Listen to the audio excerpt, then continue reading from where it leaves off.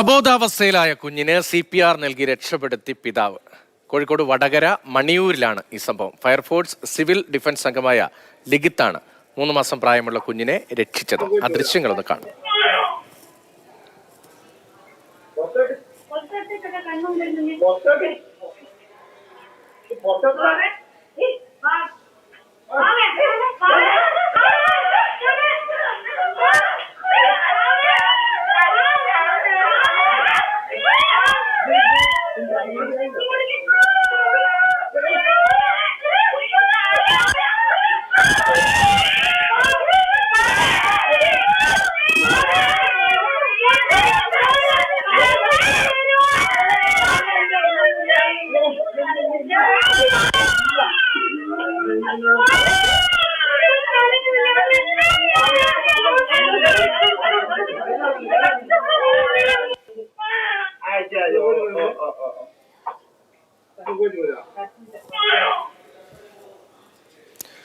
ആശങ്കയുടെ ദൃശ്യങ്ങളാണ്, അതേസമയം തന്നെ ആശ്വാസം നൽകുന്നതാണ് ആ ദൃശ്യങ്ങൾ.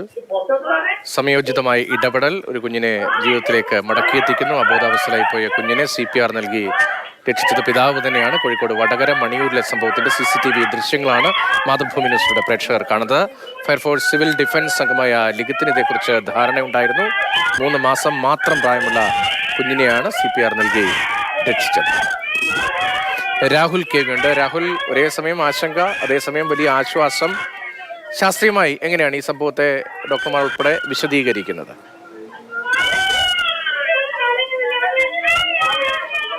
അച്ഛൻ തന്നെയാണ് 3 മാസം മാത്രം പ്രായമുള്ള കുഞ്ഞിനെ CPR നൽകി രക്ഷപ്പെടുത്തിയത്.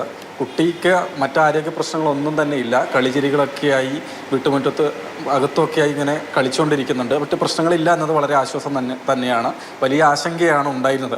ഇന്നലെ വൈകിട്ട് 7:30 ഈ സംഭവം ഉണ്ടാകുന്നത്. കുഞ്ഞും അതുപോലെ വേറെയും കുട്ടികളുണ്ട്. അവർ കളിക്കുന്ന സമയത്ത് ഒരു കുട്ടിയുടെ കൈ, ഈ 3 മാസം പ്രായമുള്ള ആൺകുട്ടിയാണ്, ദേഹത്ത് ശക്തിയായി തട്ടിപ്പോവുകയാണ്. അത്യാവശ്യം പിന്നെ കുട്ടി കരഞ്ഞു തുടങ്ങുകയാണ്. ഏകദേശം 15 മിനിറ്റോളം സമയം നിർത്താതെ കരഞ്ഞു.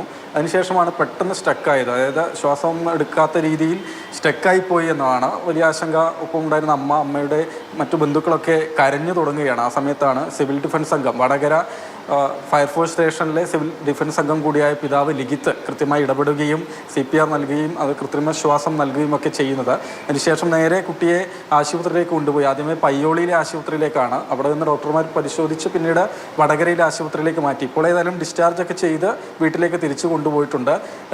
അതായത് ഫസ്റ്റ് എയ്ഡ് നൽകുക, പ്രഥമ ശുശ്രൂഷ നൽകുക എന്നതിൻ്റെ പ്രാധാന്യം എത്രത്തോളം ഉണ്ട് എന്ന് തെളിയിക്കുന്ന ദൃശ്യങ്ങൾ ഒരു ഉദാഹരണം കൂടി തന്നെയാണ്. കുറിച്ചുള്ള അവബോധം എല്ലാവർക്കും ഉണ്ടാകേണ്ടതാണ്. അക്കാര്യത്തിൽ വലിയൊരു ഉദാഹരണമായി മാറുന്ന ദൃശ്യങ്ങളാണ് ഇത്. ഈ ദൃശ്യങ്ങൾ കോഴിക്കോട്ട് നിന്നാണ്, വടകരയിലാണ് ഈ സംഭവം ഉണ്ടായത്. രാഹുൽ, ഒരുപക്ഷെ വേഗത്തിൽ നമ്മൾ ആശുപത്രിയിൽ എത്തിക്കുന്നതിന് മുൻപേ തന്നെ പ്രാഥമികമായി ചെയ്യേണ്ട കാര്യങ്ങൾ, ഇപ്പോൾ CPR, കൃത്രിമ ശ്വാസം നൽകൽ ഉൾപ്പെടെ, അതേക്കുറിച്ച് ഈ പിതാവുമായി പിന്നീട് സംസാരിക്കാൻ കഴിഞ്ഞോ? ഈ സിവിൽ ഡിഫൻസ് അംഗമാണല്ലോ ഫയർഫോഴ്സിന്റെ, ആ പരിശീലനമാണോ ഇങ്ങനെ ഒരു പ്രവൃത്തിക്ക് വേഗത്തിൽ പ്രേരിപ്പിച്ചത്? തീർച്ചയായും പിതാവ് ലിഖിത്തുമായി ഞാൻ ഫോണിൽ സംസാരിച്ചിരുന്നു. ഏതായാലും ഇതുപോലെ ഒരുപാട് ഉദാഹരണങ്ങൾ മുൻപും അനുഭവങ്ങളൊക്കെ ഉണ്ടായിട്ടുണ്ട്. നമുക്ക് മാധ്യമങ്ങൾക്ക് മുമ്പിൽ ഒരു ബൈറ്റായൊന്നും വരുന്നില്ല എന്നാണ് പിതാവ് പറഞ്ഞത്. അതായത് ഇതിനു മുൻപ് തന്നെ തൊട്ടടുത്ത വീട്ടിൽ ഒരു കുഞ്ഞ് മുലപ്പാൽ കുടിക്കുന്ന സമയത്ത് അത് തൊണ്ടയിൽ കുടുങ്ങിപ്പോയി ശ്വാസം മുട്ടി നിൽക്കുന്ന സമയത്ത് രക്ഷപ്പെടുത്തിയ അനുഭവം ഇതിനു മുൻപും ലിഖിത്തിന് ഉണ്ടായിട്ടുണ്ട്. അതിൽ കൃത്യമായി ലഭിച്ച പരിശീലനം, അതായത് ഫയർഫോഴ്സ് സിവിൽ ഡിഫൻസ് അംഗം എന്ന് പറയുമ്പോൾ എല്ലാ മേഖലയിലേക്കും ഓടിയെത്തുന്ന ആളുകളാണ്. ഫയർഫോഴ്സിനൊപ്പം തന്നെ ഉദാഹരണത്തിന് ഒരു അപകടം, മഴ പെയ്ത ഒരു അപകടം ഉണ്ടായാൽ, അല്ലെങ്കിൽ മറ്റെന്തെങ്കിലും അപകടം ഉണ്ടായാൽ ആദ്യമേ ഓടിയെത്തുന്ന ആളുകളാണ്. അപ്പോൾ കൃത്യമായി ട്രെയിനിങ് ലഭിച്ചിട്ടുണ്ട്. എങ്ങനെയാണ് ഫസ്റ്റ് എയ്ഡ് നൽകേണ്ടത്, CPR എങ്ങനെയാണ് നൽകേണ്ടത്, കൃത്രിമ ശ്വാസം എങ്ങനെയാണ് നൽകേണ്ടത് എന്നൊക്കെ സംബന്ധിച്ച് അതേതായാലും ജീവിതത്തിൽ കൃത്യമായി സ്വന്തം മകനിൽ തന്നെ പ്രാവർത്തികമാക്കി എന്നതാണ്. അതുകൊണ്ട് കൃത്യമായി മകൻ്റെ ജീവൻ രക്ഷപ്പെടുത്താൻ കഴിഞ്ഞിട്ടുണ്ട്. കുഞ്ഞിന് ഏതായാലും മറ്റു ആരോഗ്യ പ്രശ്നങ്ങളൊന്നും തന്നെ ഇല്ല.